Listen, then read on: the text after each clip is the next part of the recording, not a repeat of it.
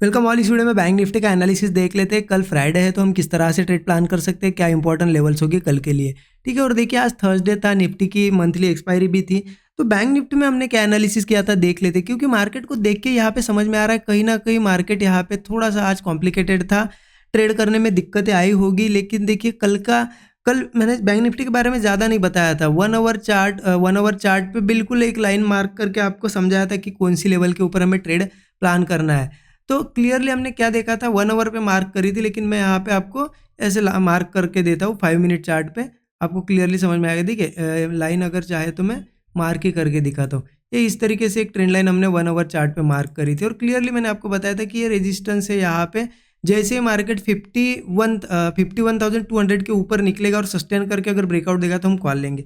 अब उसके हिसाब से देखा जाए, देखिए मार्केट ने ये ट्रेंड लाइन ब्रेक की, 51,200 ब्रेक किया, उसके ऊपर फिर ऐसे ऐसे ऐसे देखिए रेजिस्टेंस बनाया, यहाँ पे ब्रेकआउट बनाया। यहाँ पे आपने जो हम डिस्कस करते 40 से 50 पॉइंट का स्टॉप लॉस भी लगाया होगा, तो इजीली 1:3 मिल गया आपको। ठीक है, 1:3 मिलने के बाद मार्केट नीचे आया, और मैंने निफ्टी एनालिसिस में समझाया भी आपको कि अभी 1:3 के टारगेट रखो, ज़्यादा लालच मत रखो, क्योंकि मार्केट मुंह दे रहा है, फिर से रिवर्स आ जा रहा है। तो ऐसे में आप बड़े टारगेट के होप पे अगर बैठोगे ना, जाएगा मार्केट, लेकिन आपके स्टॉप लॉस वगैरह खा के जाएगा। तो ऐसे में जो मिल रहा है वो लेने की कोशिश करो, स्कैल्पिंग जैसे ट्रेड प्लान करो। 1:3 भी बहुत होता है हमारे लिए, राइट।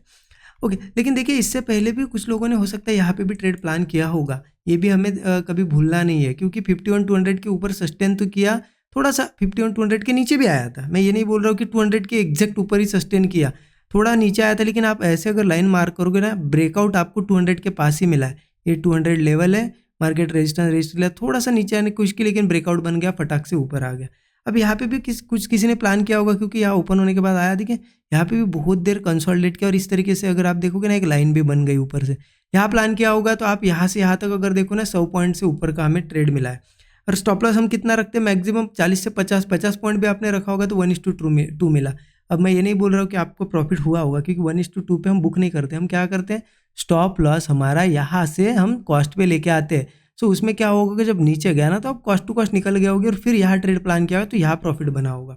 ठीक है, तो आप ज़रूर कमेंट में बताइए। मुझे नहीं पता आपने यहाँ प्लान किया, यहाँ प्लान किया, क्योंकि मैंने बैंक निफ्टी में प्लान नहीं किया, मैंने निफ्टी में प्लान किया, और निफ्टी में भी हमारा एक सेटअप बना था, राइट। और बैंक निफ्टी देखिए अभी कुछ दिनों से बहुत ज़्यादा कॉम्प्लिकेटेड जैसा बिहेवियर है। तो बिगिनर अगर आप हो तो आप थोड़ा सोच समझ के ट्रेड करिए, या फिर सिर्फ निफ्टी में ट्रेड करिए। अभी निकलने दीजिए मार्केट को, कुछ अच्छा मूव देने दीजिए। जब ये साइडवेज होना बंद होगा, वन साइडेड अच्छे मूव देगा नीचे या ऊपर, तब प्लान करना। क्योंकि बिगिनर फिर क्या होता है ना, जितने लॉस होते जाएंगे कॉन्फिडेंस कम होते जाएगा, कि उन्हें लगता है कि वो ही गलत आ रहे हैं। ठीक है, ऐसा नहीं है, मार्केट ही वहाँ अभी के टाइम ऐसा चल रहा है कि आपको गलत साबित करेगा, आप कितना भी अच्छा ट्रेड लो। इसलिए थोड़ा सा कम ट्रेड लो, एक ही ट्रेड लो, एसएल और टारगेट। और देखिए एक ही ट्रेड प्लान करोगे ना, तो अच्छे सेटअप पे आप प्लान करो, क्योंकि आपको पता है एक ही प्लान करना है। आप अच्छे सेटअप का वेट करोगे, अच्छी लेवल का वेट करोगे, ठीक है, और वो trade most of the time आपका टारगेट देगा। और एसएल भी जाता है तो कोई दिक्कत नहीं, 1:3 प्लान करते हैं। मतलब आप अगर यहाँ पे 3 बार गलत आके एक बार भी सही आते हो ना, तो भी आपका यहाँ पे लॉस नहीं होने वाला है। ये चीज़ ध्यान रखो, रिस्क रिवॉर्ड का ये फायदा होता है। ओके, चलिए देखते हैं अब कि कल कैसे प्लान करना है। ये मैं लाइन मिटा देता हूँ और आपको समझाता हूँ। 15 मिनट चार्ट पे चलते, देखिए कहीं ना कहीं साइडवेज बिहेवियर है। और जैसे कि निफ्टी में मैंने आपको एक ऊपर का रेजिस्टेंस बताया है, कि वो रेजिस्टेंस मार्केट यहाँ पे टेस्ट करेगा ही करेगा, ऐसी प्रोबेबिलिटी मुझे लग रही है ज़्यादा से ज़्यादा कि वो लेवल टेस्ट करेगा। तो उसके हिसाब से अगर चलते हैं ना, तो बैंक निफ्टी में भी कल मैं सेल साइड नहीं जाने वाला हूँ। ठीक है, सेल साइड थोड़ा अवॉइड करूँगा, ऊपर का ही ट्रेड लूँगा। सिर्फ आपको कल क्या करना है, बैंक निफ्टी में अगर ट्रेड करना है तो निफ्टी को साथ साथ देखते चलो। क्योंकि अगर क्या होता है कि बैंक निफ्टी मतलब यहाँ कोई ब्रेकआउट बना रहा है, और निफ्टी अपने स्ट्रॉन्ग रेजिस्टेंस के पास है, तो आपको ध्यान रखना है कॉल साइड नहीं जाना है। क्योंकि निफ्टी गिरेगा तो ऑब्वियस है बैंक निफ्टी का ब्रेकआउट भी फेल करके नीचे आएगा यहाँ पे। इसलिए ठीक है, इस चीज़ का ध्यान रखना। और बैंक निफ्टी में देखिए एक ऊपर का रेजिस्टेंस निकल के आ रहा है, ये रेजिस्टेंस चाहे तो मैं मार्क कर देता हूँ। 51,480 से 530 तक का ये लेवल आ रहा है। ठीक है, 530 से 480 का ये लेवल आप ध्यान से मार्क करिएगा। 50 पॉइंट का रेजिस्टेंस जोन है, कितने पॉइंट का है, 51,480 से 51,530 ये आ रहा है 50 पॉइंट का रेजिस्टेंस जोन, और स्ट्रॉन्ग रेजिस्टेंस है। और मुझे लग रहा है कि कहीं ना कहीं यहाँ कहीं ओपन होता है मार्केट, तो ज़रूर टेस्ट करने की ट्राई करेगा।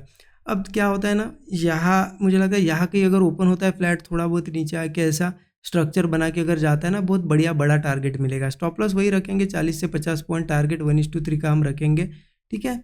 हो सकता है चलो यही कहीं ओपन हुआ मार्केट, यही कहीं ओपन हुआ, कंसोलिडेट कर रहा है, थोड़ा गैप अप भी हुआ, अच्छा खासा स्ट्रक्चर बनने का ब्रेकआउट आता है जरूर लेंगे, क्योंकि यहाँ तक जा सकता है। सिर्फ ध्यान रखना निफ्टी उस टाइम रेजिस्टेंस के पास नहीं होना चाहिए, रेजिस्टेंस से नीचे होना चाहिए, क्योंकि रेजिस्टेंस पे निफ्टी रहेगा और आप ब्रेकआउट पे ट्रेड लोगे तो फेल होगा। और किसी केस में मार्केट ऊपर जाता है रेजिस्टेंस के पास वगैरह, यहाँ से रेजिस्टेंस फेस करता है और सेम टाइम निफ्टी भी हमारा रेजिस्टेंस टेस्ट करके नीचे आने की कोशिश करता है, तो पुट साइड का ट्रेड प्लान कर सकते हो। अगर निफ्टी में ब्रेकडाउन मिल रहा है और आपको निफ्टी में ना लेते हुए बैंक निफ्टी में लेना है तो बिल्कुल ले सकते हो। अगर कोई स्ट्रक्चर ब्रेकआउट हो रहा है नीचे के साइड तो पुट जरूर प्लान कर सकते हो, क्योंकि अगला यहाँ पे रेजिस्टेंस ऊपर के साइड यहाँ पे आने वाला है, ठीक है। लेकिन बैंक निफ्टी से ज़्यादा कल बैंक निफ्टी में ट्रेड करना भी आपको निफ्टी को बहुत ही फोकस से देखो। निफ्टी अगर अच्छा ट्रेड बना रहा है, जो हमने डिस्कस किया निफ्टी वीडियो में, उस तरीके से अगर बिहेवियर आ रहा है तो उसी टाइम बैंक निफ्टी भी वैसा ही मूव करेगा। अगर निफ्टी रेजिस्टेंस से नीचे आ रहा है ना, तो बैंक निफ्टी भी ज़रूर आएगा। तो ध्यान रखना सिर्फ एक चीज़ कि ये रेजिस्टेंस जो बताया हमने, तो यहाँ कहीं भी अगर अच्छा खासा ब्रेकआउट मिलता है तो यहाँ तक जरूर एक कॉल साइड का ट्रेड बनेगा, और किसी केस में गैप अप होता है सीधे इसके आसपास और यहाँ स्ट्रक्चर बना के अगर नीचे जाता है तो पुट साइड का हमारा ट्रेड बनेगा। बट निफ्टी को हमें साथ साथ देखना है, ठीक है। आई होप चीज़ें आपको समझ में आएगी। अच्छा लगा वीडियो तो ज़रूर कमेंट में बताइए, और नए लोगों पहली बार देख रहे हो चैनल को सब्सक्राइब जरूर करिए। और देखिए 13 आवर्स का basic to advance beginner friendly course है, बिगिनर टू इंटरमीडिएट लेवल पे भी आप हो तो आप कोर्स को जरूर चेकआउट कर सकते हो, क्योंकि उसमें सिंपल यही चीज़ें सिखाई गई कि प्राइस एक्शन रीड कैसे करना है, रीड करने के बाद डॉट टू डॉट लेवल्स किन मेथड्स से निकालनी है, क्योंकि वही लेवल्स पे ट्रेड बनते हैं और कितने टाइप के सेटअप होते हैं। लेवल निकालने से सिर्फ ट्रेड नहीं मिलता है, सेटअप भी देखने होते हैं कि वहाँ पे कौन सा सेटअप बन रहा है, और उसके साथ साथ साइकोलॉजी क्या रखनी है मार्केट में, क्योंकि साइकोलॉजिकल पार्ट ही सबका वीक होता है। ये चीज़ें आप इंप्रूव कर लोगे, लेकिन साइकोलॉजी वीक होगी तो फिर प्रॉफिट नहीं बन पाएगा। सभी चीज़ें 13 आवर्स के कोर्स में डिस्कस की गई है, आप नीचे वीडियो के डिस्क्रिप्शन में लिंक मिल जाएगी, आप जरूर चेकआउट कर सकते हो। Thank you so much everyone.